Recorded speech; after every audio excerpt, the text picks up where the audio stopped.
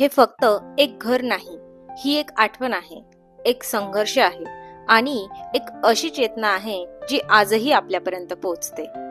ज्या महामानवाचं घर तुम्ही बघत आहात, त्यांनी कागदावर लिहिलेला प्रत्येक शब्द आज इतिहासाच्या पानावर कोरला गेला आहे. या कंपाऊंड वॉलवर दिसणारं कोरीव काम फक्त एक प्रसंग नाही, तर तो पाया आहे भारताचा.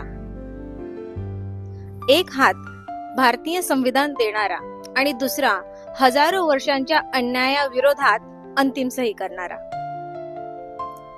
या पायऱ्या उतरताना आपण फक्त खाली येत नाही, तर आपण इतिहासात डोकावतो आहे. या वास्तूत शिरताच दोन महामानव समोर येतात. एकाने तलवारीने स्वराज्य उभं केलं, तर दुसऱ्याने जगाला शांतीचा संदेश दिला.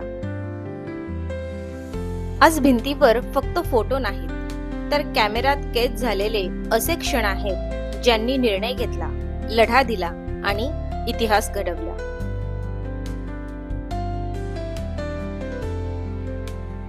आज ज्या खोलीत विद्यार्थी अभ्यास करतात, हीच ती खोली होती डॉक्टर बाबासाहेबांच्या चिंतनाची, भविष्याच्या आखणीची आणि समानता रुजवण्याची. या कपाटांमध्ये फक्त कागद ठेवले नव्हते, तर इथे इतिहासाला दिशा देणारे निर्णय ठेवले होते. या पवित्र वास्तूमध्ये दीक्षाभूमीची प्रतिकृती म्हणजे या वास्तूचं हृदयच. ही प्रतिकृती सांगते एका आवाजाची ताकद, ज्याने लाखो लोकांचं संपूर्ण आयुष्य बदलून टाकलं होतं. आता ही खोली कदाचित तुम्हाला लहान वाटत असेल, पण इथून ज्या शब्दांनी जन्म घेतला ते आज जगभर पसरले आहेत. या खोलीत संघर्षातून कमावलेली शांती आहे. म्हणूनच या मूर्तीसमोर उभं राहिलं की मन आपोआप स्थिर होतं. हॅलो, आपलं नाव काय? आपण अभ्यास करतो लहानपणापासून. शाळेमध्ये आपण अभ्यास करतो, कॉलेजमध्ये अभ्यास करतो, कॉलेजच्या लायब्ररीमध्ये आपण अभ्यास करतो. पण जेव्हा आपण इथे अभ्यास करतो, जे डॉक्टर बाबासाहेब आंबेडकर यांचं निवासस्थान होतं, तेव्हा तुमच्या भावना कशा असतात?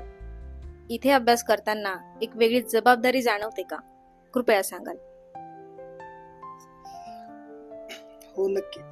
इथं अभ्यास करताना आपल्याला वेगळ्या भावना होतात आणि आपण अजून रिस्पॉन्सिबिलिटी अभ्यास करतो. आणि जसं बाबासाहेबांनी म्हटलं की 18 तास अभ्यास केलं पाहिजे, आणि मी घरी अभ्यास करतो आणि इथेही करतो, तर फरक तर जाणवतो. कारण की इथं 100 केलं तर इथं 150 अभ्यास होणारच. आज इथे बसून मुलं कॉम्पिटिटिव्ह एक्झामचा अभ्यास करतात. प्रत्येक विद्यार्थ्याच्या शिक्षणासाठी झटणाऱ्या डॉक्टर बाबासाहेब आंबेडकरांना ही खरी आदरांजली ठरेल. विचारांना शब्द देतं लेखन आणि शब्दांना आवाज देतो हा मंच. ही केवळ मूर्ती नाही, तर साथ कशी असावी याचं उत्कृष्ट उदाहरण आहे. माझा एक प्रश्न होता सर, जेव्हा आपण विहारात येतो किंवा या वास्तूमध्ये येतो जे डॉक्टर बाबासाहेब आंबेडकर यांचं निवासस्थान आहे, तेव्हा आपल्या मनामध्ये कृतज्ञता असते, त्यांच्याबद्दल आदर असतो.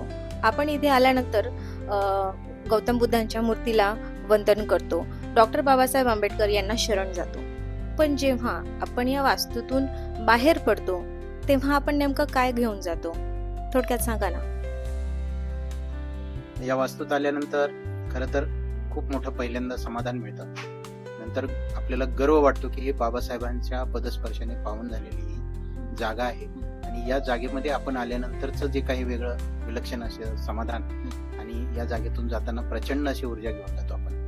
या जागेमध्ये खूप मोठे व्हायब्रेशन्स आहेत, चांगले व्हायब्रेशन्स आहेत, त्याची प्रचिती आपल्याला येते आणि एक वेगळं असं समाधान आपण घेऊन जातो. दरवर्षी इथे असंख्य लोक येतात आणि हे घर बघून जातात.